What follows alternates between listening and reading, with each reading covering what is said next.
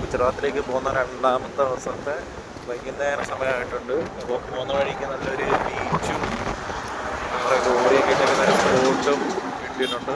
നല്ല സൈറ്റാണ്, നല്ല നല്ല വ്യൂ ആണ് ഇവിടെ.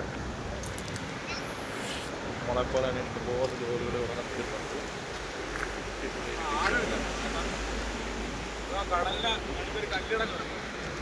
നമ്മൾ ആദ്യമേ ഗോവ വഴി പോകാനായിരുന്നു പ്ലാൻ. അപ്പോൾ ഗോവയിൽ കൂടുതൽ ടോളും പിന്നെ കുറേ റോഡ് നോ എൻട്രിയും ഉള്ളതുകൊണ്ട് ആ വഴി നമ്മൾ പോകുന്നില്ല. നമ്മളെ ഒരു പുതിയ കമ്പനി കിട്ടുന്നില്ല, അവർ പറയുന്നത് വെച്ചാൽ പോകുന്നത്.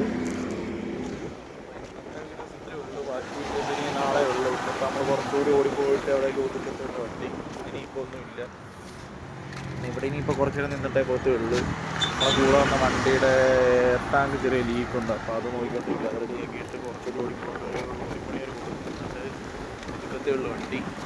ഉറങ്ങിയിട്ട് രാവിലെ പോകത്തേ ഉള്ളൂ. ഇപ്പം ഇവരുടെ അടുത്ത് ചോദിച്ചപ്പോൾ ഇവർ പറഞ്ഞത് ഞങ്ങൾ പോകുന്ന ഗുജറാത്ത് റൂട്ടി ഇനിയിപ്പോൾ 2 നൈറ്റും ഒരു പകലും ഓടണം. ചിലയിടത്തൊന്നും പകൽ ഓടാൻ പറ്റത്തില്ല, ഭയങ്കര ചൂട് കൂടിയ സ്ഥലങ്ങളൊക്കെയാണെന്നാണ് പറഞ്ഞത്. അങ്ങനെ നമുക്ക് പോകുന്ന വഴിക്ക് നോക്കാം എങ്ങനെയാണെന്നൊക്കെ.